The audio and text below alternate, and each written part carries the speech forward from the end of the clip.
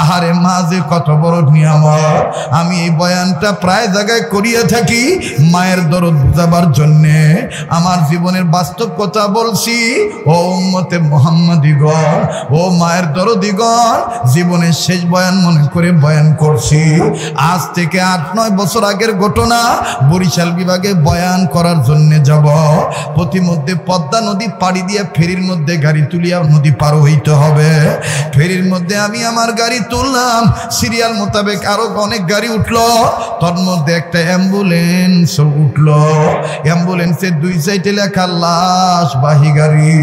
সামনে যে 2টা লুকিং গ্লাস আছে, এই 2টা লুকিং গ্লাসের গোড়ার মধ্যে লাল কাপড় বাঁধা।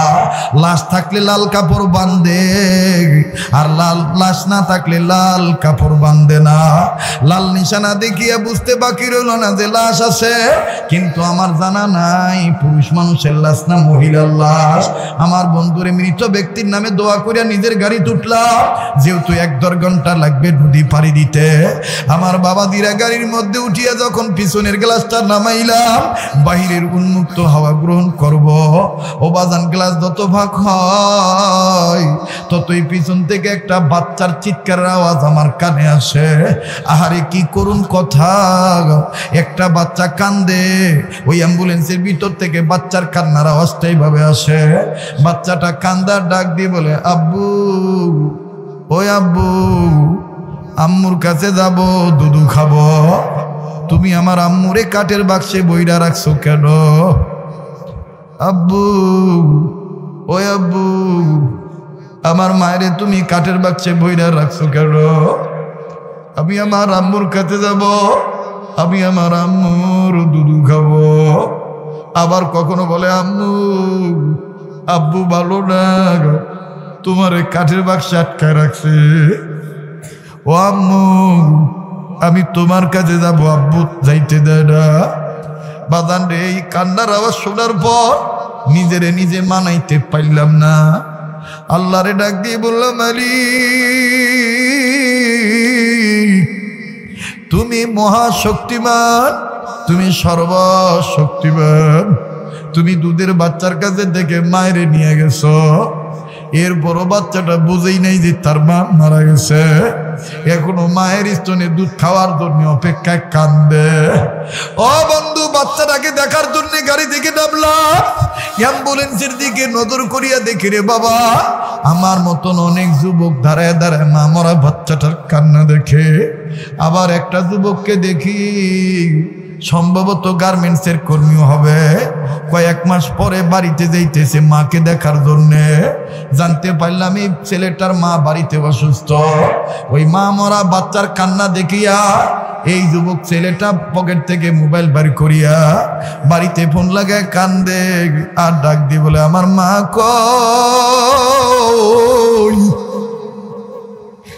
আমার মারে দেখে রেখো। আমার এই মা মরিয়া গেলে আর মা পাবো না।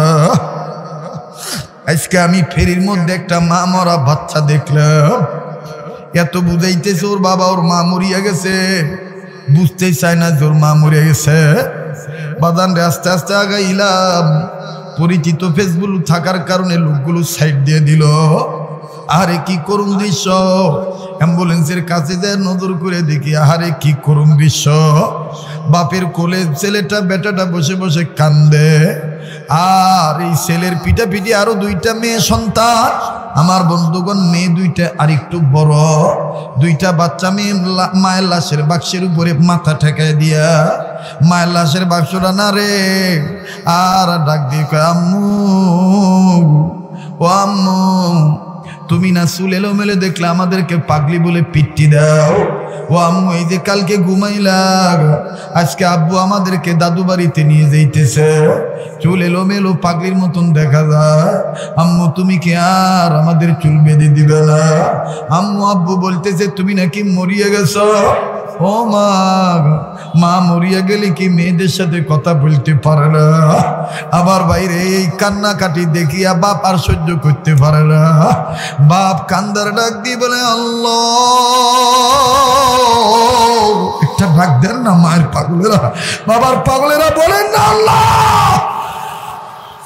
বাপ কান্দার ডাক দিয়ে বলে, আল্লাহ আমারে তুমি কোন পরীক্ষায় ভালাইলা? আমি এই মা মরা বাচ্চাদেরকে নিয়ে কোথায় যাই? এদেরকে কেমনি বুঝাই যে এদের মা জীবিত নাই, এদের মা মরিয়া গেছে। যখনই বাপটা বলল তোদের মা মরিয়া গেছে, আমার বন্ধুগণ এই বাচ্চাটা ছোট্ট ছোট্ট দাঁত দেখতে পাইলাম। এই বালক, এই বাচ্চা ছেলেটা কসমস করিয়া রাগ হইয়া বাপের কামড় দিয়া ধরল। এত জোরে কামড় দিল রে বন্ধু, বাপটার চেহারা কালো হয়ে গেল, আর হাতের আঙ্গুলগুলি বাপের নাক মুখের মধ্যে ঢুকে সারা দিল। বাপের নাক চিপ ফেটে রক্ত ধীরে পড়তেছে, ঠোঁটও কেটে গেছে। আবার নজর করিয়া দেখি বাপটার বিভিন্ন জায়গায় খামচির দাগ, আমার বন্ধুগণ গালে মুখে কামড়ের দাগ। ও বাজান, বাপটার বিভিন্ন জায়গায় জামা ছেঁড়া। বাপটাকে এত দূরে কামড় দিছে, বাপটা কান্দে আর বলে, আল্লাহ আর কত সহ্য করা যায় মাবুদ গো, আর কত সহ্য করব? এইভাবে বলে আর বাপ কান্দে, কিন্তু মোটেও বাচ্চাদের সাথে খারাপ ব্যবহার করে না। এরপরও আকবারে ডাক দিয়ে বললাম, ভাইয়া আপনার বাচ্চাদের আচরণে আপনি বিরক্ত হইেন না, এরা বোঝে নেই যে এদের মা নাই, এদের মা মরিয়া গেছে, এদের আচরণে আপনি মন খারাপ করবেন না। লোকটাকে এই কথা বলা মাত্রই শিশু বাচ্চার মতন গোংরায়া আমার বন্ধুগণ কান্নার আওয়াজ বাড়ায় দিয়া ডাক দিয়ে বলে, হুজুর আর কত সহ্য করা যায়? এই দেখেন আমারে কামরায় কিছু রাখে নাই।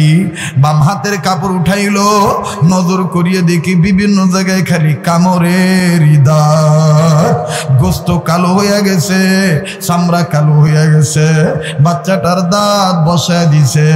বাপটা কান্দার বলে, হুজুর আর সহ্য হয় না, কালকে থেকে আমাকে কামড়ানো শুরু করছে। যখনই বলি তোর মা মরে গেছে তখনই কামড়ায়, আবার কোনো বাচ্চা খামচি দেয়। এই দেখেন আমার অবস্থা ভালো না। লোকটা কান্দার ডাক দি বলে, হুজুর আপনাদের কাছে একটা দোয়া চাই, আপনারা দোয়া করবেন আল্লাহ যেন কোনো দিন কোনো সন্তানদের কাছে থেকে বাপের আগে মায়ের যেন না নিয়ে যায়, কারণ মায়েরও বাপ দ্বারা পূর্ণ হয় না। হুজুর গো আপনি আমার জন্য দোয়া করবেন। আমার বন্ধুগণ আর লম্বা করতে চাই না, কাজী যার মা নাই তার মতন বড় দুঃখের কেউ নাই। ও বন্ধু একটু চিন্তা করিয়া দেখেন, এই গভীর রজনীতে আপনার দোয়ার বরকতে আপনার মা বাপ মাপ পাইয়া যাইতে পারে। কার মা যেন অসুস্থ হয়ে বিছানায় পড়িয়া রইছে, কার বাবা যেন অসুস্থ হয়ে বিছানায় পড়িয়া রইছে। মা বাবার সন্তানেরা মা বাবার জন্য একটু দোয়া করিয়া যাইও। এ বন্ধু বাবাজি, পয়গম্বর ডাক দিয়ে বললেন, ও আল্লাহ আমি কাঁদতেছি এই বাচ্চাটাকে উদ্দেশ্য করে। দুনিয়ার সব ছেলে মেয়ে যদি এরকম দিনদার হইয়া যাইত, তাহলে সব ছেলে মেয়ের বাপ মা তো কবরের আযাব থেকে মাপ পাইয়া যাইত। আমার ভাইরা, আমার বন্ধুগণ, কোনো দিকে কোনো নজর নাই। হ্যাঁ বাবাজি, খুব খেয়াল করে কথাগুলি শোনা চাই বাজান রে। জীবনের শেষ বয়ান করে মনে করে বয়ান করছি। জিন্দেগিতে বাজান আর নাও আসতে পারি, একটু পরে হায়াত নামক বাতি নিভে যাইতে পারে। কারণ তিনটি কথা আমার আপনার সবসময় স্মরণে রাখা দরকার। নাম্বার 1 হলো হায়াত আমার সীমিত, নাম্বার 2 হলো রিজিক আমার জন্য নির্ধারিত, নাম্বার 3 হলো মরণ আমার জন্য অবধারিত। বাবাজি, এই তিনটি কথা কোনো মানুষ যদি স্মরণে রাখে, উম্মতের মুহাক্কিক মুতাবার বুজুর্গ আলেমগণ বলেন, ওই বান্দা বান্দির দ্বারা কখনোই গুনাহ হবে না, আল্লাহর নারাজি কাজ তার দ্বারা হবে না। আরে বন্ধু, এই জন্যে বাজান হায়াতকে সীমিত মনে করেন, রিজিককে নির্ধারিত মনে করে, মরণটাকে অবধারিত মনে করি। কথাগুলি আমি বলছি ভাই গ, কেউ কারো দিকে তাকাইবেন না, কারো যাওয়া দেখে কেউ যাবেন না বাবা। যেহেতু আপনার কবর আপনি যাবেন, আমার কবর আমি যাব, আমার কবরে আমার জবাব দেওয়া লাগবে, আপনার কবরে আপনারই জবাব দেওয়া লাগবে। এই জন্যে বাজান যার যার চিন্তা তার করা লাগবে। এই জন্যই তো উম্মতের বুজুর্গ আলেমগণ সুন্দর করে নকল করে বলেন, মান মান আরাফা নাফসাহু ফাকাদ আরাফা রাব্বাহু, যে নিজেরে চিনল সে আমার আল্লাহরে চিনল, যে নিজেরে চিনে নাই সে আমার আল্লাহরে চিনে নাই। অনুরোধ করে বলবো ভাজন, যারা আমার বয়সে বড় তাদেরকে শ্রদ্ধার সাথে বিনয়ের সাথে বলবো, যারা আমার বয়সে ছোট তাদের কাছে আমি স্নেহের সাথে বিনয়ের সাথে বলবো, আর যারা আমার সাথে জ্ঞানী, আমার চাইতে জ্ঞানী মানুষ তাদেরকে অতি সম্মানের সহিত বলবো, বাবা ওয়াজ মাহফিলে খবরদার বাদাম খাবেন না, বসে চাওয়ালাকে ডাকবেন না, মোবাইল নিয়ে বিধিব্যস্ত হবেন না, নড়াচড়া পর্যন্ত করবেন না, বেখেয়াল হবেন না। বন্ধু আমার বন্ধুগণ, খেয়াল করে বক্তব্যগুলি শোনা চাই। আরে বাবাজি, উম্মতের আলেমগণ যদি উম্মতে মুহাম্মাদীদের কোন সন্তানাদি যদি কোরআনের হামিল হয়ে যায়, ভাই গো এই কোরআনের হামিল তো জাহান্নামের আগুনে জ্বলবেই না, কবরের আযাব তো তাকে পাবেই না, এমনকি দুনিয়ায় যদি কেউ আগুন দিয়া তাকে জ্বালাইতে চায়, আমার বন্ধুগণ কোরআনী জ্ঞানের কাছে সে ব্যর্থ হয়ে যাবে। দুনিয়ার আগুনে কোরআনের হামিল জ্বলতে পারে না। চিৎকার দিয়ে বলেন সুবহানাল্লাহ, আরো জোরে জোরে বলেন সুবহানাল্লাহ। আমার ভাইরা, আমার বন্ধুগণ, লম্বা করার কোনো সুযোগ নাই, অত্যন্ত সংক্ষিপ্ত পরিসরে বলছি। বাবা মোবাইল থাকলে মোবাইলের মধ্যে অডিও রেকর্ড করে নিয়ে যাবেন। নাম শুনেছেন একজন মতাবার বুজুর্গ বান্দার নাম, যেই ব্যক্তিটার একটি ফতুয়ার কারণে ভারতবর্ষ থেকে, ভারত উপমহাদেশ থেকে ব্রিটিশরা পালাইতে বাধ্য হয়েছিল। উনি অন্য কোনো ব্যক্তি নয়, ওনার নাম হলো শাহ আব্দুল আজিজ মুহাদ্দিসে দেহলভী রহমতুল্লাহি আলাইহি। আল্লাহর ওলি আমার বন্ধুগণ হাদিস পড়াইতেছিলেন। বাবাজি হাদিস পড়াইতেছেন, ভেলার ধান সুন্দর করে হাদিসের দর চলতেছে, ক্লাস চলতেছে, তালিম তরবিয়ত চলতেছে। আমার ভাইরা, একদিনের ঘটনা, আল্লাহর বান্দা নবীর উম্মত, নবীর ওয়ারি শাহ আব্দুল আজিজ মুহাদ্দিসে দেহলভী রহমতুল্লাহি আলাইহি হাদিস পড়াইতেছেন। হঠাৎ করে বাজান রে কানের মধ্যে কেমন জানি কান্নার আওয়াজ আসে। হযরত জি সবক পড়ানো বন্ধ করে দিয়ে একটু আর্দ্রভাবে নরম সুরে বলেন, কে কান্দে?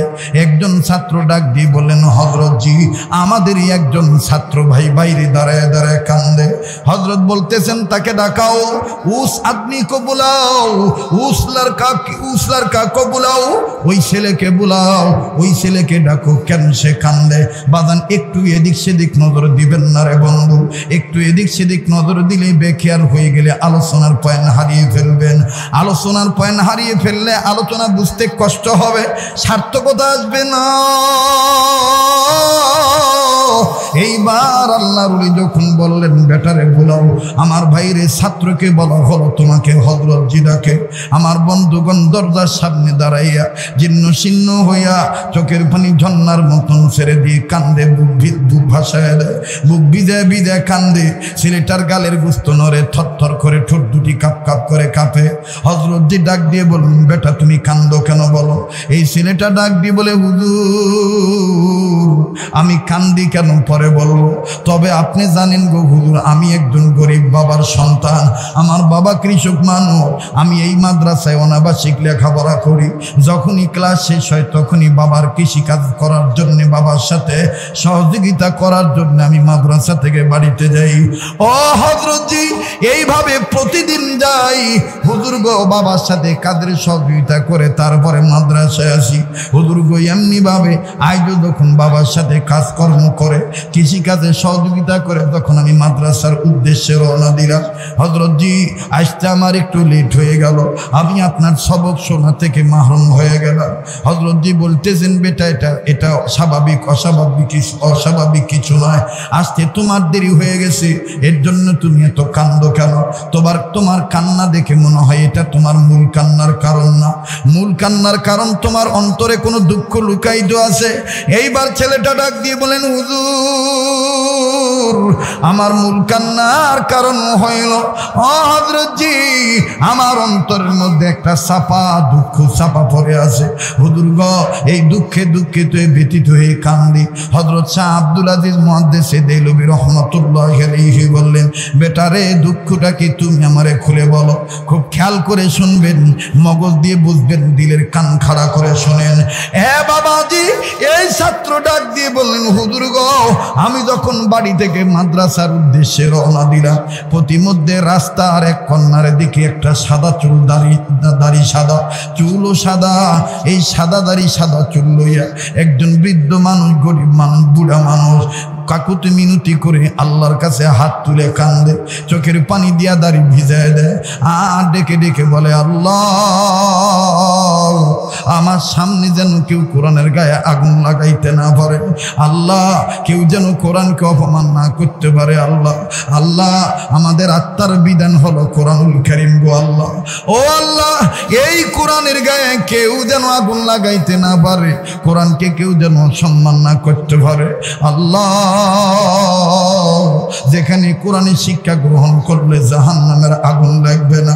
তোমার নবী বলেছে, উম্মতের আলেমদের জবান থেকে শুনেছি, আল্লাহ, ও আল্লাহ, আমার মৃত্যুর পরে কেউ যদি কোরআনকে অপমান করে এটা তার ব্যাপার গো আল্লাহ, কিন্তু আমার জীবদ্দশায় যেন কোরআনের গায়ে কেউ আগুন লাগাইতে না পারে। হযরত জি, আমি মুরব্বীর মোনাজাত শুনে আমি থমকে দাঁড়ায় গেলাম। হায় হায়, মুরব্বী বলে কি? কষ্ট হচ্ছে? একটু সময় দেওয়া লাগবে। কথায় কিন্তু আছে, পুরান চাউল বাতে পারে, কথা কয় না? আমি কিন্তু এইভাবে বয়ান করি না এখন, কিন্তু যমুনা নদী পার হইলে বাধ্য হওয়া লাগে এইভাবে কথা বলতে। কষ্ট হচ্ছে আপনাদের? আসেন না ঘুমাইছেন? একটু জোরে বলেন তো আল্লাহু আকবার, আবার বলেন তো আল্লাহু আকবার। ডাক দিয়ে বললেন, হুজুর, এইভাবে মুরব্বির মুনাজাত করা দেখে আমি পাশে দাঁড়ায় গেলাম। পাশে যখন আমি দণ্ডায়মান থেকে গেলাম গো, মনে মনে সিদ্ধান্ত নিলাম, মুনাজাত যখন শেষ হয়ে যাবে আমি চাচাজিকে জিজ্ঞেস করব, চাচা গো, কে কোরআনের গায়ে আগুন লাগাইতে চায় একটু খুলে বলবেন কি চাচা? আমি মুরব্বীকে বললাম, মুরব্বীর মোনাজাত শেষ হয়ে গেল। এইবার মুরব্বীর হাতটা ধরে বললাম, চাচা, আগে সালাম দিয়ে দিলাম। সালাম আনতের পর আমি ডাক দিয়ে বললাম, বাবা কেমন আছেন? কেন আপনি এইভাবে কাঁদতেছেন বলেন তো দেখি, কার বাবার এমন সাহস হইল কোরআনের গায়ে আগুন লাগায়? আপনার মোনাজাতের তো আগাও বুঝলাম না, কিছুই বুঝলাম না, আগাও বুঝলাম না, গোড়াও বুঝলাম না, মুরব্বী কেন আপনি কান্দেন? এই মুরব্বী ডাক দিয়ে বললেন, বেটারে, তোমার সিরত সুরত দেখে মনে হয় তুমি নবীওয়ালা ঘরে থাকো, নবীজির শিক্ষা দেখেনে দেওয়া হয় সেই ঘরে তুমি আনাগোনা করো। বেটারে, মন বলতেছে তুমি মাদ্রাসার ছাত্র। ও বেটা শোনো, অন্তরের একটা দুঃখের কথা বলি রে বেটা। বেটারে, জহুরের নামাজ আমরা কয়েকজন মিলে আদায় করলাম, ইমাম সাহেবের পিছনে জামাতে শহীদ নামাজ আদায় করলাম। নামাজ যখন শেষ হয়ে গেল, যার যার গৃহে ফেরার জন্য মসজিদ থেকে বের হইলাম। মসজিদ থেকে বের হওয়ার সময় যখন দোয়াখানা পড়লাম, আল্লাহুম্মা ইন্নী আসআলুকা মিন ফাদলিক। বেটারে, এইভাবে যখন আমি দোয়াখানা পাঠ করলাম, আমরা সবাই জুতার মধ্যে যখন পাও ঢুকায় দেব, যার যার মতন জুতা স্যান্ডেল পরিধান করে পাদুকা বহন করে, পাদুকার মধ্যে পাও ঢুকায় বাড়িতে চলে যাও। ও বেটা, হঠাৎ করে আমাদেরকে লক্ষ্য করে কোথার থেকে যেন একটা ভিনদেশি আসলো, কোটা টাই পরিয়া, হাতে একখান বাইবেল বই নিয়ে আমাদেরকে ধমক দিয়া বলতেছে, মুসলমানের গোষ্ঠী, আজ প্রমাণ করব কোরআন সত্য না বাইবেল সত্য, মুসলমানদের আল্লাহ সত্য না আমাদের খ্রিস্টান ধর্ম সত্য, আজ আমরা প্রমাণ করব। এই প্রমাণ না করা পর্যন্ত কেউ এক কদম আগাইতে পারবে না। আমরা বিভাগে পড়ে গেলাম রে বেটা, আমরা পল্লী গায়ের মানুষ, দিন আনি দিন খাই, নুন আনতে পান্তা বুড়ায়। এ বেটা রে, এই কোটওয়ালা টাইওয়ালা কি মারি ফ্যাসের কথা বললো, আমরা এখন কি করি? আমরা চিন্তায় পড়ে গেলাম, পেরেশান হয়ে গেল। আমরা মুরব্বীরা কেউ কোনো কথা বলতেছি না। হঠাৎ করে আমাদের মধ্যে কিছু দিনই এলেম বুঝ আছে।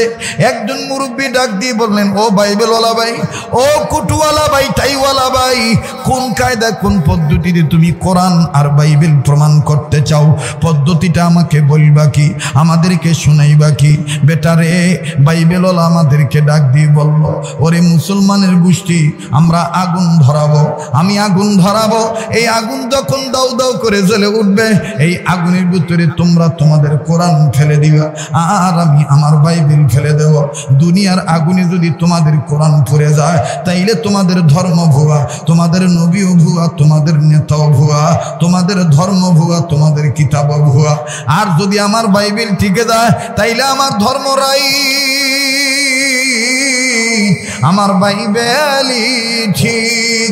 এইরকম যখন জানাইলো, ও বেটা, আমরা বিভাগে পড়ে গেলাম, আমরা কোনো জবাব দিলাম না। আমি আস্তে করে আমার নিজের ইমান বাঁচানোর জন্য আমি আস্তে করে ওখান থেকে সরে আসলাম, জানি কোনো ফিতনা না হয়। বেটারে, কিন্তু কিছু মুসলমানদেরকে এই দালালের গোষ্ঠীরা, এই বাইবেলওয়ালা খ্রিস্টান ব্যক্তি, এদেরকে পাকড়াও করে রেখেছে। বারবার বলতেছে আগুন ধরাও, কোরআন ফেলে দাও, আমি বাইবেল ফেলে দেব। যদি না মানো তাইলে ইমান ছেড়ে দাও, ইসলাম ছেড়ে দাও। বেটারা আমি জন্যে কান্দি। এই তলবেলেন ডাক দিয়ে বললেন, হযরত জি, আমি ওই মুরব্বীর কান্না দেখে কান্দি। আহারে, আমাদের গ্রামের প্রত্যন্ত অঞ্চলে সরল মনা মানুষদের ইমান এইভাবে মুসলমানদের ইমান ধ্বংস হয়ে যাচ্ছে। বাজান, মনে কষ্ট নিবেন না, বি কেয়ারফুল, অ্যালার্ট পারসন হওয়ার জন্য বলছি, সচেতনতা ফিরিয়ে আনার জন্য বলছি। এই বাংলার জমিনে যান, আপনি রংপুর বিভাগে চলে যান, পঞ্চগড় ডিস্ট্রিক্টে তেঁতুলিয়া, আবার এই সিরাজগঞ্জ জেলার চর অঞ্চলে যান, কাজীপুরের একটা সাইড, আমার বন্ধুগান বগুড়া জেলার আমার ভাইরা, আমার বাবাজিরা, ধুনট, এরপরে গাবতলি, এরপরে সোনাতলা, আরো যত চর অঞ্চল আছে, এই চর অঞ্চলের দিকে খবর নিয়ে দেখবেন বাবা, এক ধরনের খ্রিস্টানের দালাল যারা, এরা সরল মনা গরিব মুসলমানদের ইমান নষ্ট করার জন্য টাকার বিনিময়ে তারা তাদেরকে কেউ কাদিয়ানি বানাইতেছে, কেউ আবার মুশরিক, কেউ আবার কাফের বানাইতেছে। একদম সত্য কথা, এটা আপনারা জানেন না, অনেকে জানলেও ওরকম পুরাপুরি জানেন না। কষ্ট হচ্ছে আপনাদের, একটু সময় দেওয়া লাগবে ভাইজান। আছেন তো ইনশাল্লাহ? আল্লাহ কবুল করুক, জোরে কোন আমিন। তো এই ছাত্র বলতেছে, হযরত, আমি এইটা নিয়ে টেনশনে আমিও কান্দি। হযরত কিতাবখানা বন্ধ করে বলতেছে, কার কলিজায় এত বড় সাহস যে আমরা মুসলমানরা জীবিত থাকতে কোরআনের গায়ে আগুন লাগায়? সুবহানাল্লাহ, আসতে কোন ওই পিছন থেকে কথার আওয়াজ জানো না। এইবার ডাক দিয়ে বলতেছে, বেটা, কার কলিজায় এত বড় সাহস যে আমরা মুসলমানরা জীবিত থাকতে কোরআনের গায়ে আগুন লাগায়? ও বেটা, চলো জায়গায় যাব, স্পটে যাব, বাতিলের সাথে মোকাবেলা করব। সুবহানাল্লাহ কোন, একটু জোরে কোন সুবহানাল্লাহ। সংক্ষেপে বলি, হুজুর চলে গেছেন, ওলামা, তুলাবা, ফুজালা, হাফেজে কোরআন, মুজাহিদ, এদেরকে নিয়ে হযরত গেছেন। যে দেখেন বাইবেলওয়ালা খুব তোরজোর চালাইতেছে, ধমকাধমকি করতেছে, মুরব্বীদেরকে, বুড়া মানুষের উপর ক্ষিপ্ত হইয়া ডাক দেখা, এই মুসলমানের গোষ্ঠী, আগুন ধরাও, কোরআন ফেলো, আমি বাইবেল ফেলবো, নাহলে ইমান ছাড়ো। হযরত পিছন থেকে ডাক দিয়ে কয়, ভাই, ও বাইবেলওয়ালা ভাই, আপনি এই বুড়াদের সাথে কি কন? যা কর আমাক কন। আল্লাহু আকবার বলবেন না? ওই যে বলেছেন আলেম হওয়া, কি হওয়া? কথা কয় না, কি হওয়া? আলেম হওয়া। দেখেন আলেমের কি পাওয়ার, আলেমের কি দাম, আলেমের কি সম্মান, আলেমের কি রুহানি শক্তি। আল্লাহু আকবার। বলতেছে, ভাই, যা বলার আমাক বলেন। এই বুড়াদের সাথে কি পেশাল পারেন? এদের মধ্যে কি সবার ভিতরে কি কোরআনের জ্ঞান আছে নাকি? ইয়াসিন ওয়াল কুরআনিল হাকীম পড়েন না? ইয়াসিন ওয়াল কুরআনিল, এই কোরআনের হিকমতের জ্ঞান কি সবার আছে? কথা কয় না। হ্যাঁ, মা ভালো বুঝে। নান্দুনি বাড়ি তো নাকি? এটা এই এলাকার নাম কি? কথা কেন? আরে একটা হইলি শোনেন, কথা আগাই। মা বুঝ পয়দা করে বেটাক মাদ্রাসায় ভর্তি করে দিচ্ছে। বাপ ডাক দিয়ে তুই যে মাদ্রাসায় ভর্তি করে দিতেছু এখন বুঝবো না পরে বুঝবো ঠেলা কাক কয়। বাপ তার মানে অ্যাঙ্গেলে বুঝাইলো উনি মাদ্রাসা বিরোধী। মা কয় তুমি চুপ করো তো, বেটা আলেম হইলো অন্তত পক্ষে আমার জানাজা তো পড়াইতে পারবো, কথা কয় না। মা তো ভর্তি করে দিছে, 11 বছর 12 বছর লেখাপড়া করে বেটা আলেম হয়েছে, ফারাগাত অর্জন করছেন। এবার মা ডাক দিয়ে কইতেছে যাও ছেলেটাকে নিয়ে আইসো, খেতাব বস্তা যা আছে সব একটু নিয়ে আইসো। বাপ যাইব না তাও গেছে আর কি, আগে থেকে তো বিরোধী, বুঝেন না। তো এবার আনতেছে, বাপ পিছনে বেটা সামনে। বিরক্ত হইতেছেন আপনারা? বেটা পিছন দিকে খেয়াল করে দেখে হাঁটার সময় আব্বা নাই। এরা আব্বা কই গেল রে, ভালো করে খেয়াল করে দেখে যে আব্বা রাস্তার এক কিনারে পেশাব করবার বইছে। কি করবার বইছে? একটু উত্তর দেন, কি করবার বইছে? বেটা আলেম মানুষ চিন্তা করে দেখে যে আব্বা যে পেশাব করবার বইছে, আব্বা তো ঠিক মতন বসে নাই, এ না তো পশ্চিম দিকে মুখ করে বইছে। এ আল্লাহ, আমি আলেম হইলাম তাহলে কি জন্যে? আমার বাপি যদি পশ্চিম দিকে মুখ করে পেশাব করে তাহলে আমার আলেম হয়ে লাভ কি? এবার বেটা খেতাঘাটটি থুইয়া এখনো বাপ পেশাব স্টার্ট দেয় নাই। বেটা বাপের পিছনে পিঠের মধ্যে আইতে ডাক দেখ আব্বা এ কোন দিকে বসে? এই তো কেবলার দিক, কেবলার দিকে মুখ করে পেশাব করা নিষেধ, হারাম। কোন কি হারাম? এইবার এই বুড়া ওই 12 বছর আগের গুতানি মেরে ছিলাম মাদ্রাসাত পড়াইস না, এই যে শুরু হয়েছে শান্তি আলে মুখ পেরো দিব না, এই কথা মানে আঞ্চলিক ভাষায় করতেছি আর কি। রাগ করতেছে নাকি আপনারা? কয় শান্তি আলে পেশাব করবেন দিব না, মুখ পেরো দিব না, শোনে নাই? এই যে এখন শুরু হইল। এখন বেটা করতে আব্বা কি কন গোরেন, এদিকে পেশাব করা যায় নাই। এই বাপ করছে কি, ঘুরতে ঘুরতে ডাইরেক্ট পূর্ব দিকে মুখ করে বসে। এখন বলেন পূর্ব দিকে মুখ করে পেশাব করা যায় যাচ্ছে? হ্যাঁ, বেটা দেখতেছে তো মরজালা, একদিকে ফিরাই আবার আর একদিকে বসে, এদিকে তো হারাম। এবার বেটা আবার বাপের পিঠের পিছনে যে হাত নাড়ায় করতেছে আব্বা এইদিকও নিষেধ, হারাম, ঘুরে বসেন, আর এক দিক করেন। এইবার বাপ দক্ষিণ দিকে মুখ করে ঘুরছে। ইন্ডিমিন টাইম আল্লাহর কি খেলা, কুদরতের খেলা, দক্ষিণে বাতাস শুরু হয়েছে। বেটা চিন্তা করে দেখলো যে আব্বা যদি এখনো না ফিরায়, আর এই বাতাস যেভাবে আসতেছে আব্বার গায়ে তো পেশাবে সিটা পড়বো, কাপড় না পাকবো, তো এইদিকে তো জায়েজ নাই।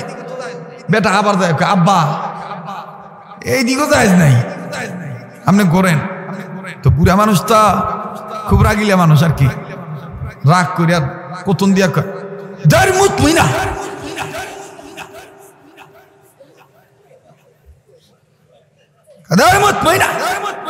এই দের মুত মিনা কয়ে বাজ গেছে, খেতাঘাটটি থুইয়া গেছে, বেটা থুইয়া গেছে। তো স্ত্রী করছে গেদা কোনে, আমার ছাওয়াল কোনে, আমার ছেলে কই? বুড়াতন রাগ করে উত্তর দিয়ে কইতেছে গেদা গেদা করাস, আসতেছে মুতাই বনে, কই আসতেছে মুতাই বনে। জানোস আমার কি হচ্ছে? আমার এক মুতেরে 3 দিকে ঘুরে ঘুরে মুতপার কইছে। আমি আগে ঠেলায় মুতি নাই, তোকে আগে কইছিলাম মাদ্রাসাত পড়াইস না। ওই যে আসতেছে তোর মুখ, তোর পেশাব 40 দিকে ঘুরে ঘুরে পেশাব করাইব না, আসতেছে। মহিলা কই আল্লাহ, এ বুড়া কয় কি? বেটা যখন আইছে এবার মা ডাক দিয়ে বাবা কি হয়েছে তোমার আব্বার সাথে? মা গো আব্বাকে আমি ভালো কথা কইছি যে পশ্চিম দিকে মুখ করে পেশাব করা হারাম, পূর্ব দিকে মুখ করে পেশাব করা হারাম। আব্বা খেয়ে দেয়, পেশাবি করে না। এখন কইতেছে যে আমি বলে এরকম খালি ডিস্টার্বই করবো। ওর মা কয় বাবা সবার ভিতরে কি কোরআনের জ্ঞান আছে? তুমি এই বিষয় নিয়ে মন খারাপ করো না বাবা। না কয় আল্লাহ তোমার আব্বা কেমনি একদিন বুঝ দিব। তো ওই হুজুর ডাক দিয়ে কয় ভাই এ বুড়ে গোর হাতে কি পেশাল পারেন, আমার কন মনে আছে কথা? আরে কথা কয় না কে? এইবার এই বাইবেলওয়ালা খুব গর্ব সহকারে হুজুর দিকে ঘুরে কয়, আপনি কি কমো 4 ঘন্টা ধরে পেশাল পাইতেছি, আগুন ধরাও, কোরআন ফেলো, বাইবেল ফেলমো, যেটা টিকবো ওইটা রাইট, যেটা টিকবো না ওইটা ভুয়া। হুজুর ডাক দিয়ে কয়, ওনারা কি আগুন ধরায় নাই? কয় না। কয় এটা কোনো ব্যাপার হইলো, হ্যাঁ আগুন ধরাও। বুড়া কয়, আল্লাহ, হুজুর ভাবলাম কি আর এটা কোন হুজুর, আগুন ধরে এবার কইতেছে।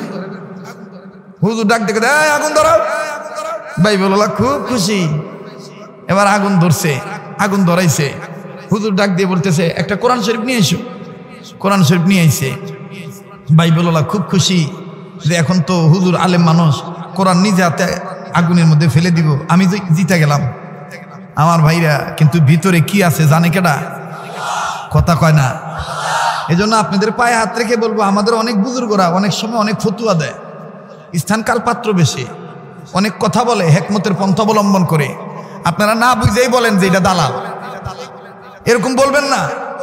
আল্লাহ ওয়ালার অন্তরে কি আছে এটা আল্লাহ ভালো জানে। কথা বলেন ঠিক কিনা? আগেই দালালের তোকমা লাগাইবেন না, আগেই বদনাম করবেন না। কারণ একজন আলেমকে আল্লাহ তাআলা ইসলামিক রাজনীতিবিদ বানাইছেন, উনি ইসলামী রাজনীতি নিয়ে আসছেন, আলহামদুলিল্লাহ। আবার একজন আলেমকে আল্লাহ তাআলা দাওয়াত ও তাবলীগের মেহনতের জিম্মাদার বানাইছেন, তো উনি দাওয়াত ও তাবলীগ নিয়ে আসেন, আলহামদুলিল্লাহ। আবার একজন পীরগিরি নিয়ে আসেন, খানকাই তালিম তরবিয়ত নিয়ে আসেন, আল্লাহ ওনাকে ওইভাবে কবুল করছেন। আবার আর একজন শাইখুল হাদিস, মাদ্রাসায় হাদিস পড়াইতেছে, ওনাকে ওইভাবেই থাকতে দেন। আপনি কখনো মনে করবেন না যে এই হুজুর আমার গ্রুপের পক্ষে কথা কয় না, এই হুজুর দালাল। এটা সম্পূর্ণ একটা ভ্রান্ত ধারণা। কথা বলেন ঠিক কিনা? এটা হইলো ওই গপ্পের মতন যে আমার দোকানে খাঁটি ঘি পাওয়া যায়, আর ব্যাগ দোকানে হইলো কি বাবা?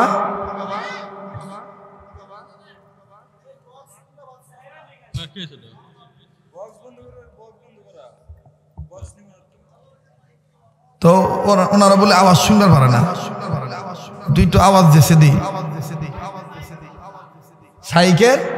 সাইটের মাইকও চলে না। আপনি খবর নিয়েছেন? আমি যাবো হনে না ভাই, খুব আপন দিলের মানুষ, তা অন্তরের দুঃখে কথাটা কইছে, কতক্ষণ ঠিক কিনা? আমাকে সাইটের মাইকও বাজে না, আপনি খবর নিয়েছেন? দেখা নিছে। আচ্ছা আমি যদি এখন মাইকটা ওখানে যাই তাহলে ওয়াজ করবো।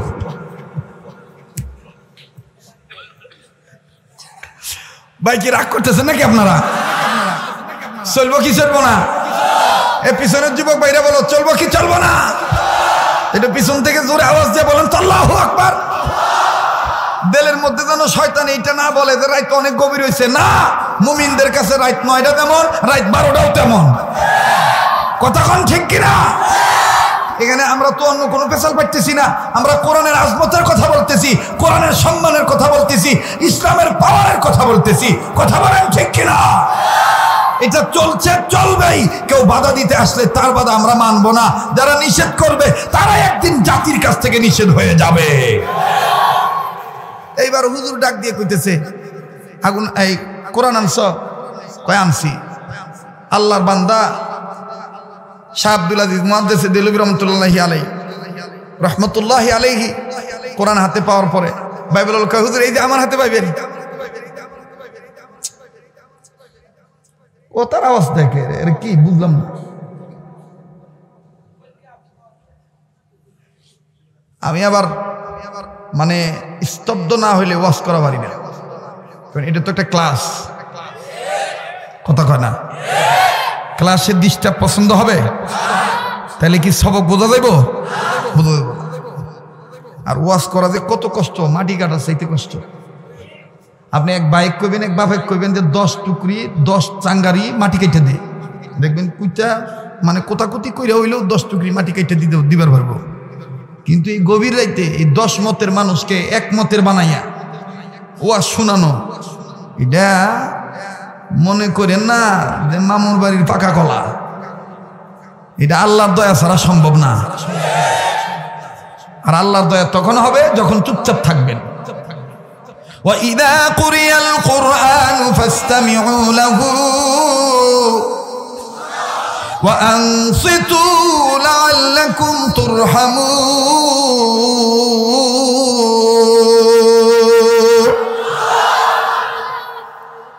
তোমরা রহমত পাইবা যদি তোমরা চুপচাপ থাকো। সুবহানাল্লাহ কর।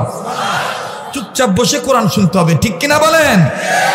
আমার ভাইরা মনোযোগ সহকারে কোরআন শুনলে লাভ না লস? কি লাভ? আমরা হেদায়েত চাই কি চাই না? আল্লাহ বলেন নবী গো তাদেরকে হেদায়েত দেব। কাদেরকে? আল্লাহ বলেন আল্লাযীনা ইস্তামিউনাল কওলা ফায়াত্তাবিউনা আহসানাহু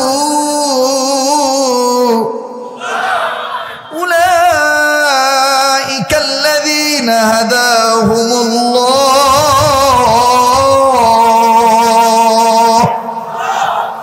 ওগো নবী আমি তাদেরকে হেদায়েত দেব যারা মনোযোগ সহকারে কোরআন শুনবে এবং মানবে। সুবহানাল্লাহ কর। তাহলে আমরা খালি কি শুনবো নাকি মানবো? শোনার ক্ষেত্রে কি হই হাল্লা করলে চলবে? বাদাম খাইলে চলবে?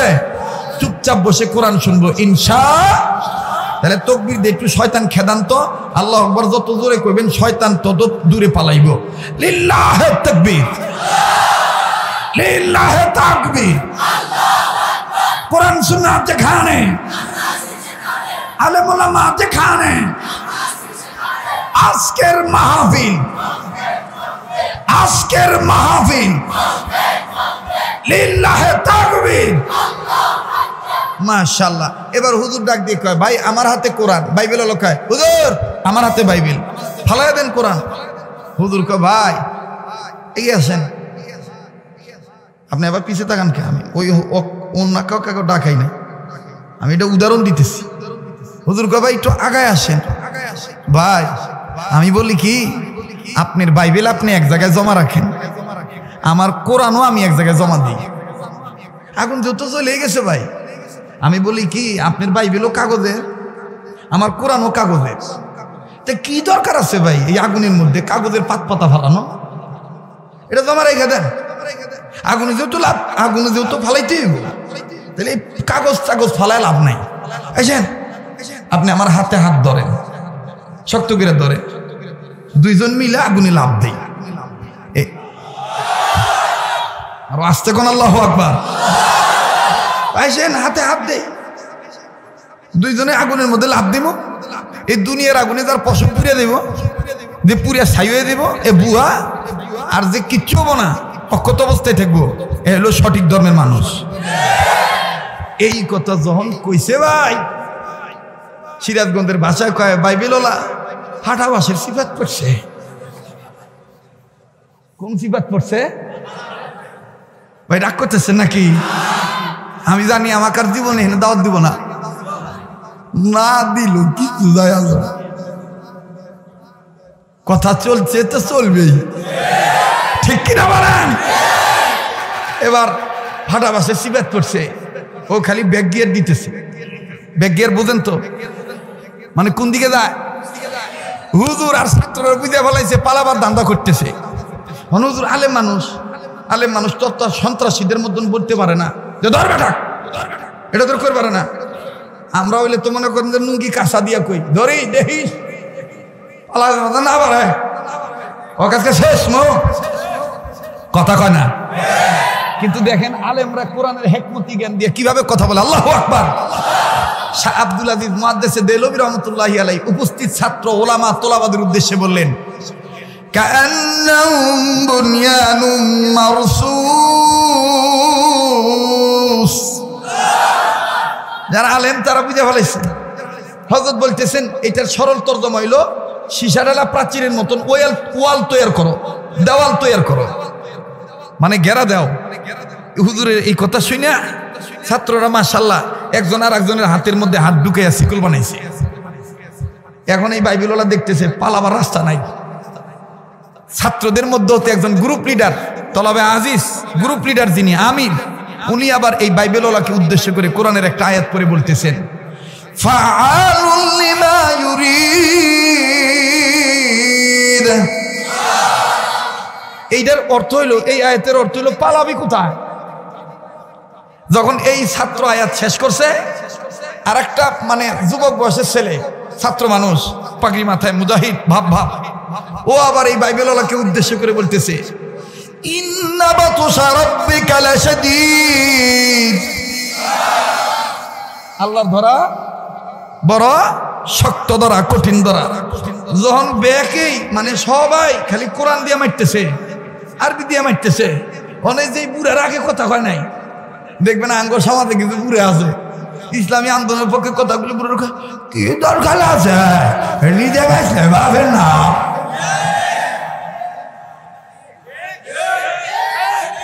কিন্তু যখন দেখে যে বেক গোষ্ঠীর যুবক পোলাবান গেছে গেতি গোষ্ঠীর, তখন ডাক দিয়ে ঠিক ইমান বাজার নাই গো, ইমান বাজার নাই গো, এটার অর্থ হলো ঠেলার নাম বাবাজি। বিড়াল কি সাথে গাছে উঠে কথা কয় না? বিশ্বাস করবেন বর্তমান সবচাইতে বেশি বড় মুনাফিক হলো বুড়ারা। আইজেরা থাকে, তো আইজেরা থাকে গজেরা খায়, শয়তান খালি গুতায়। কারণ আগের মতন তো আর কাশি দিয়ে খেতে যায় না, কথা কয় না, খাটাস খাটাস খাটাস খাটাস কারিগরগিরি করে না, ঠ্যাঙের উপর ঠ্যাং দিয়া খায়। 2-1 লাখ টাকা তবিলে থাকলেই খালি খোঁজে কোনে লাভে টেহা লাগামো, কোনে লাভে টেকা লাগামো, কোনে সুদ পামো, কোনে গু পামো। যারা কথা কব না মনে করবেন এগুলো ওই গুরু ফেললো, জোরে কথা কন ঠিক কিনা? আর এই সুদকুর গুলো হয় অধিকাংশ মসজিদের সেক্রেটারি সভাপতি। যখন দেখে ওর বিরুদ্ধে হওয়া যায় তখন ডাক দিয়ে তেহার না যাইবার সে না, এই এক হুজুরের পিছনে কথা বলছেন নামাজ পড়বো, কথা কয় না, কথা কয় না। হ্যাঁ, বুড়ারা কব যে এই ক্যাটারে দাওয়াত দিছে হুজুরে। তবে এখানকার বুড়ারা ভালো, আল্লাহ পাক এই বুড়াদেরকে আবু বকর বানায় দেব। জোরে কোন আমিন, আরো জোরে কোন আমিন। কষ্ট পাইতেছেন? বলবো কি বলবো না? হায় রে ভাই, দুঃখের কথা কি কমু। দেখবেন হাদিসে বুড়া মানুষ সোহে দেহে কম, এই মোটা মোটা চশমা লাগাইছে, চোখ ভিতরে তেন বাইরে তেনে দেখলে তো বুদ্ধি, কিন্তু ভালো করে তাকালে বিশাল আকারে চোখ দেখা আসেন এরকম চশমা। এই বুড়া মাঝে মাঝে দেখবেন ছেঁড়া গরুর উপর ক্ষিপ্ত হয়ে কয় এই পরের মিয়া চাল বেলার দিকে তাকাস কে, এত করে আবার নাই একা সব গুটা হলাম। কিন্তু এই চাষাকে আমি নিজে দেখছি কোয়া যাবেন না কাকু, গোপন আলাপ খবরদার কাকু কোয়া যাবে না, ইয়াল্লা মাই কেন কইতেছি। দেখবেন এই মুরব্বী হজ করতে কয়েকবার, এই যে শীতের দিন রোদ তাপ, রোদের ভাপ খাওয়ার জন্যে দেখবেন মাশাআল্লাহ 3 রাস্তার মাথায় চেয়ার নিয়ে বসে দেখবো, থোতার নিচে থুতির নিচে লাঠি দিব দিয়া ওই রাস্তা দিয়ে যত মিয়া চাউল বল যাইব শহর হলে কি সুন্দর করে পিতলা পিরিতির মতন করে জিজ্ঞেস করবো তোমার বাড়ি কনে,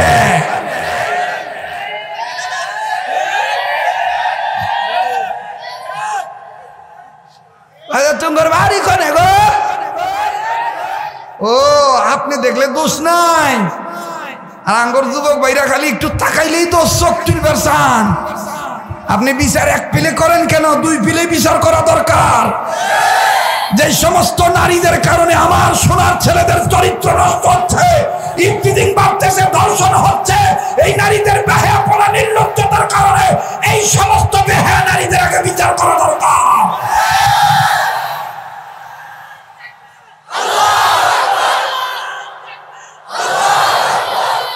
আমার ভাই কথা কইতে দে ভাই, মাশাআল্লাহ আপনাদের অবস্থা দেখে মনে হইতেছে মাগরিবের পরে ওয়াজ করতে।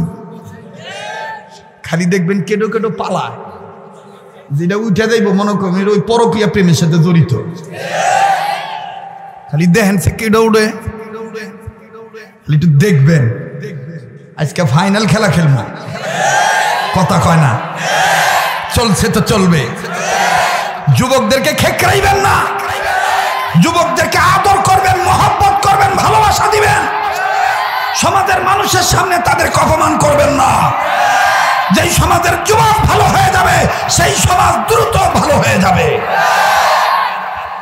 আল্লাহ পাক আমার সমাজের যুবকদেরকে হীরকখণ্ড সোনার চান হীরাতে আল্লাহ তাআলা রূপান্তরিত করুক, নেককার বানিয়ে দেন। আবার বলেন আমিন। কষ্ট দিলাম ভাই, বেদার হইলেন তো? এইবার ওই বুড়া একজন মসজিদের বারান্দায় দাঁড়ায় কইতেছে ওয়া মাকারু ওয়া মাকারাল্লাহ আর বাইবেলওয়ালার মুখের কাছে 5 আঙ্গুল এরকম করে জড়া করে, মানে ওই যে অনেক দেখবেন না, অনেকে কি এরকম না, ওই বুড়া এরকম করে হাতে এরকম গোটাইয়া বাইবেল এখন জোর পাইছে আর কি, বোঝেন নাই? আগে কিন্তু কথা হয় নাই, আগে বলছে যে আপনার জীবন বাঁচা নাকি চাচা, আপনার জীবন এখন এই চাচা এখন আইসে এই বাইবেলওয়ালার মুখের কাছে এরকম আঙ্গুল গোটা করে কয় ওয়ামাকারু ওয়ামাকারাল্লাহ ওয়াল্লাহু খায়রুল মাকিরিন।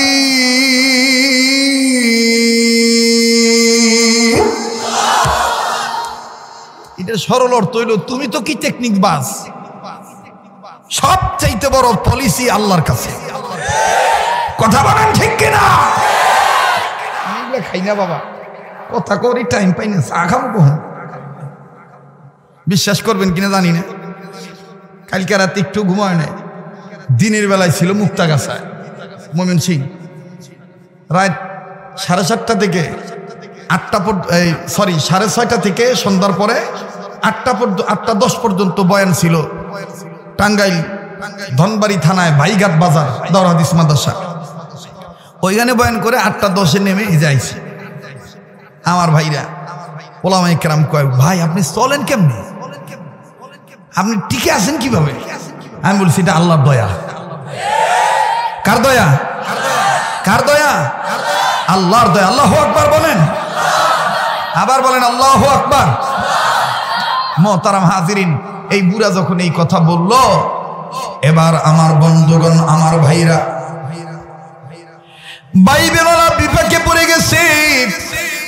বাইবেলওয়ালা ডাক দিয়ে বলে, হুজুর গো, আমি আপনি একটা কথা বলি, এদেরকে একটু বন্ধ করতে বলেন আরবিতে মাইর দেওয়া। এরা কিসে মারতেছে? হুজুর করে তোমরা বাংলায় মারো, কথা বলার দেব না, ইমামতি থাকবো না, 14 শিখের ভাত খাওয়াবো, মামুনুল হকের অবস্থা দেও না,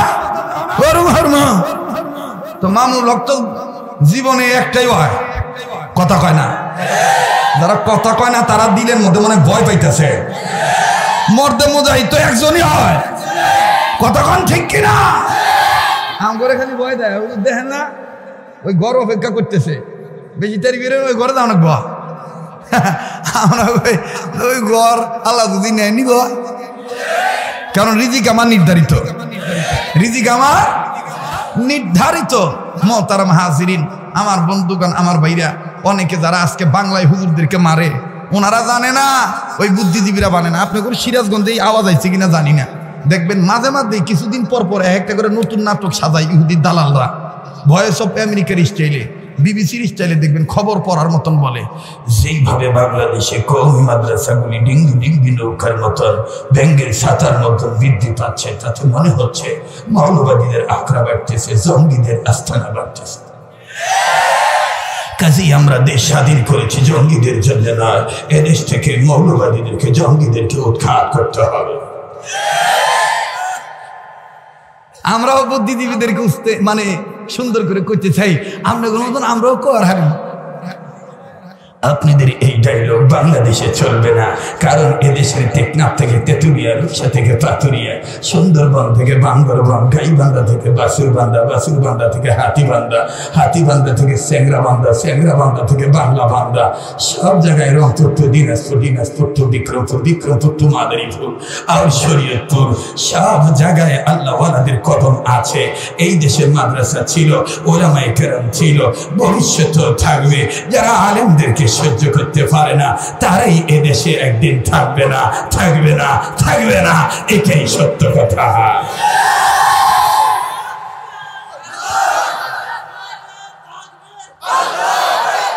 খবরটা পরিবেশনা করা হলো আল্লাহওয়ালা আলেমদের পক্ষ থেকে। বার্তায় আব্দুল খালেক, শরীয়তপুরি।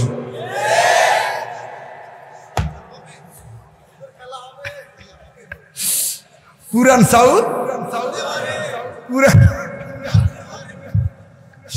পরশুদিন দত্তবাড়ি মাদ্রাসা কনসে দেই, বাংলাদেশে সব বড় বড় বক্তার পরে দিছে, পরে আমার ক্ষেত। আমি একটা মানে দুর্বল মানুষ, জোনাদ আল হাবিব হুজুরে পরে দিছে আমার, মানে শেষ বয়ান রাত্রে 12টার পরে প্রায় 12:30টার দিকে মঞ্চে ওঠা লাগছে। হুজুর আমার মাশাআল্লাহ, হুজুর আমার পিঠে থাবড়া দিয়ে কইতেছে, ঘাবড়াইবা না, আল্লাহ তোমার ইজ্জত রক্ষা করবে। আমার ভাইরা বিশ্বাস করবেন, এলেম আমল দিয়া আমি এলেমের বলে চলি না, আমি চলতেছি শুধু আল্লাহওয়ালাদের দোয়ার বরকতে। আমি মনে করি আমার চাইতে বড় বেআমলি, বেআখলাকি, বেএলেমি, নালায়েক, নাচিস এই জমিনের উপরে আর মনে হয় কেউ নাই। আমি একটা ছোট্ট মানুষ, এই ছোট মানুষ হয়ে আপনাদের বড় ভাইদের সামনে বলতেছি, মোহতারাম হাজিরিন, কোরআনুল কারীমের সম্মান আছে না নাই? আমার বন্ধুরি,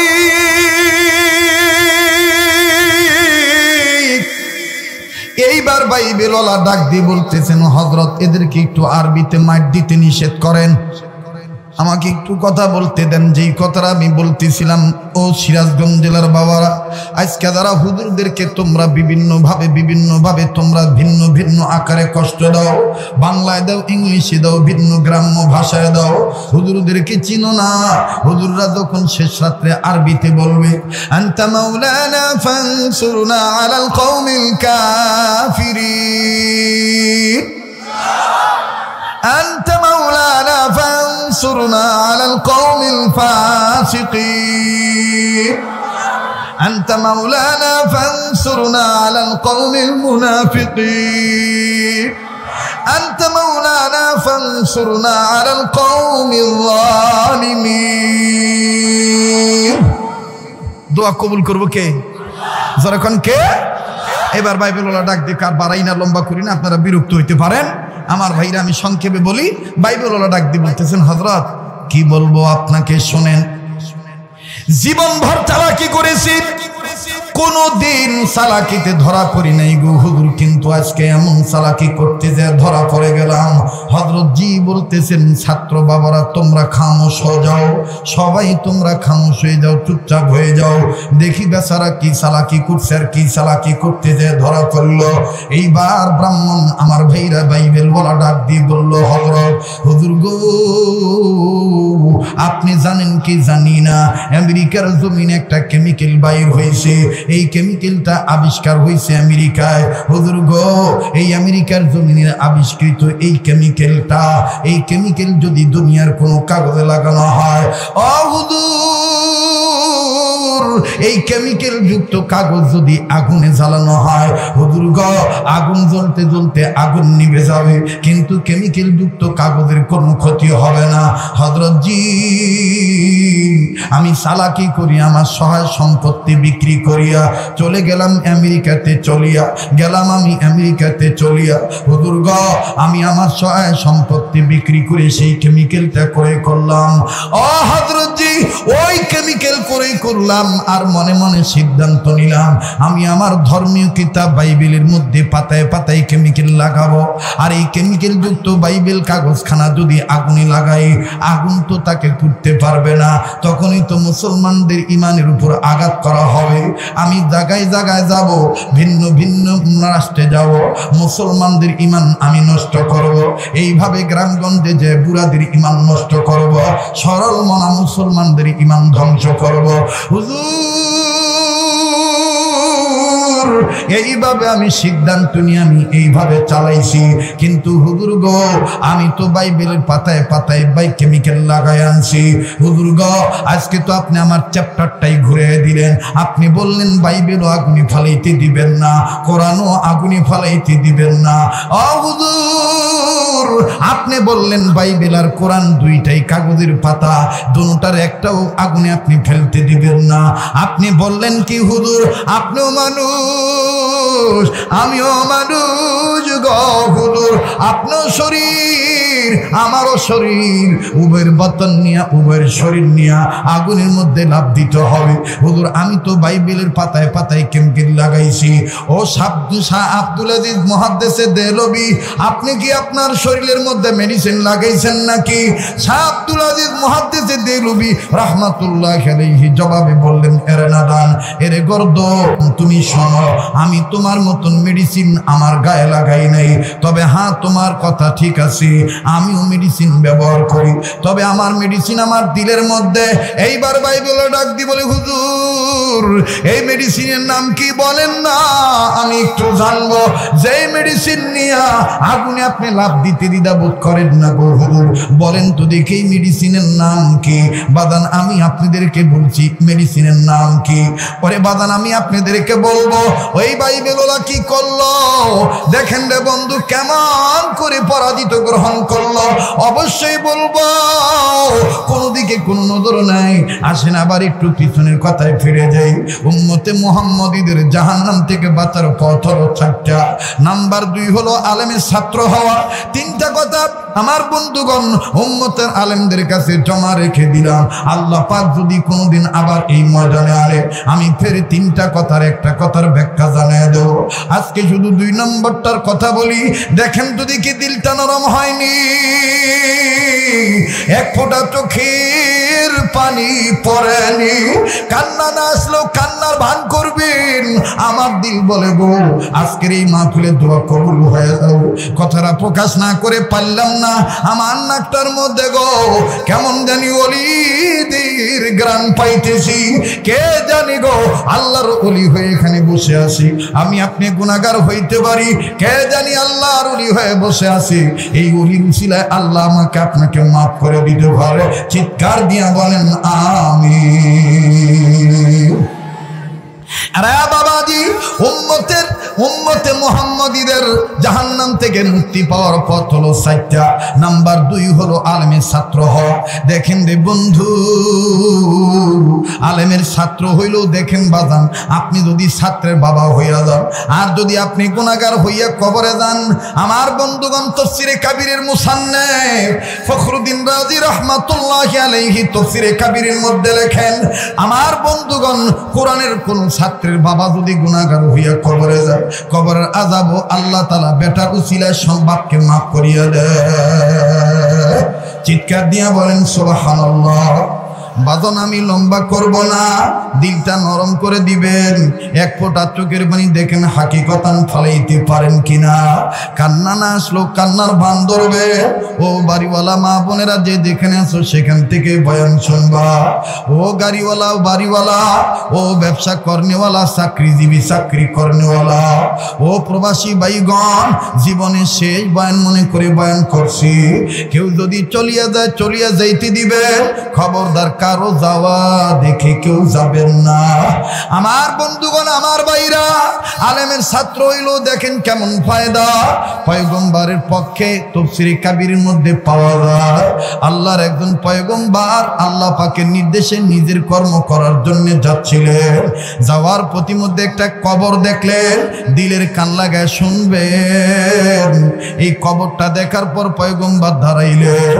কিছুক্ষণের মধ্যেই পয়গম্বর দেখতে পারলেন এই কবরের মধ্য হতে দাউ দাউ করে আগুন জ্বলতেছে। পয়গম্বর আরো দেখলেন কবরটার মধ্যে ভয়ঙ্কর আযাব হইতেছে। পয়গম্বর কাউকে কিচ্ছু বললেন না। পয়গম্বর চলে গেলেন নিজের কর্ম নিজে করার জন্য। এইবার কর্ম যখন শেষ হয়ে গেল, পয়গম্বর আবার ওই রাস্তা দিয়ে আসতেছে। রিটার্নে আসার সময় পয়গম্বর সিদ্ধান্ত নিলে, একটু আগে যে কবরে আমি আযাব দেখছি, এখন আমি আবার ওই কবরটা দেখব। কবরওয়ালা গোলাম আল্লাহর বান্দা কোন হালতে আছে, এখনো আযাবে গ্রেফতার আছে না নাই? আমার বন্ধুগণ, পয়গম্বর যখন কবর দিকে নজর দিলে, বাজান রে কেউ নড়াচড়াও করবেন না, একটু দিলের বুঝান দিন আমার কবরের খবর কিরে দিন। বাজান রে কার জন্য জানি জংলার বাস রেডি হয়ে গেছে, কার জন্য জানি কাপনে কাপড় তৈয়ার হয়ে গেছে। তবে বাজান এটাও সত্য কথা, এই বয়ান তাদের ভালো লাগবে যাদের সম্পর্ক কোনো না কোনো আল্লাহ ওয়ালার সাথে হয়ে গেছে। এই বয়ান তাদের ভালো লাগবে না যাদের সম্পর্ক আল্লাহ ওয়ালাদের সাথে নেই। এ বাবাজি, পয়গম্বর এই কবরের দিকে ফের নজর দিলেন। নজর দেওয়ার পর দেখি একটু আগে দিয়ে কবরে আযাব ছিল, এখন আর কোনো আযাব নাই। কবরওয়ালা জান্নাতের বিছানায় ঘুমায়। পয়গম্বর ডাক দিয়ে বললেন, আল্লাহ একটু আগে দিয়ে কবর আযাব দেখলাম, এখন দেখি কবরওয়ালার কবরে কোনো আযাব নাই। ও আল্লাহ, তুমি কোন কাদের উসিলায় তোমার গোলামরে মাফ করিয়া দিলা? আল্লাহ, আমি তোমার দরবারে জানবার চাই। আমার বন্ধুগণ পয়গম্বর বলে আর কান্দে। আল্লাহ পাক ডাক দিয়ে বললেন, ও পয়গম্বর, তুমি জানো, তুমি শোনো, আমি রব তোমায় বলছি, এই কবরওয়ালা গুনাহগার, গুনাহ করিয়া কবরে আসে, যার কারণে আমি মাওলা তারে আযাবে গ্রেফতার করছি। কিন্তু রে পয়গম্বর, এই কবরওয়ালা একটা সন্তান রেখে আসছে দুনিয়ায়। এই সন্তানটা এতদিন কথা বলা শিখে নাই, ইদানিং কথা বলা শিখছে। আর কথা বলা শিখার পর এই বাচ্চাটা মাদ্রাসায়, বাচ্চাটার মা বাচ্চাটাকে মাদ্রাসায় ভর্তি করে দিছে। মাদ্রাসায় ভর্তি হওয়ার পর এই বাচ্চাটার বড় হুজুর বাচ্চাটাকে প্রথম সবক পড়াইছে। জানুনি পয়গম্বর, এই মাসুম বাচ্চা প্রথম সবক পড়তে যাইয়া আমি আল্লাহর দুইটা নাম ধরে ডাক দিছে। যখনই আমার নাম দুইটা ধরে ডাক দিল, তখনই আমি আল্লাহর আরশে পাক খুশি হইয়া গেল। ওরে পয়গম্বর, এই বাচ্চার উসিলায় সবক পড়ার উসিলা আমি তার বাবাকে মাফ করিয়া দিলাম।